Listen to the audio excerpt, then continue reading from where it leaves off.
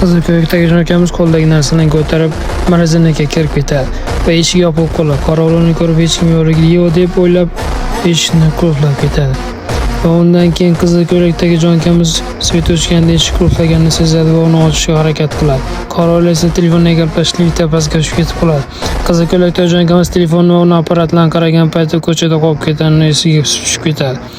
Qizilko'ylakdagi akamiz esa nima qilish bilmasa ishni sindirmoqchi bo'ladi, lekin xom-xayol bu shunchaki. Qizilko'ylakdagi akamiz uxlab qoladi va turgandan keyin esa uni qo'llari muzlab qo'ygan. Qizilko'ylakdagi akamiz nimadirlar qilib qo'liga qayerdandir skoch topib olib, qayerdandir o'sha narsalarni topib olib qo'lini bog'laydi. Qizilko'ylakdagi akamiz magazinlikning konditsioneriga qaraydi. Konditsionerni esa qayerdan qardon topib, uni skochlab qo'ymoqchi bo'ladi. Qizilko'ylakdagi akamiz yana urinib ko'radi va u ham befoyda bo'ladi.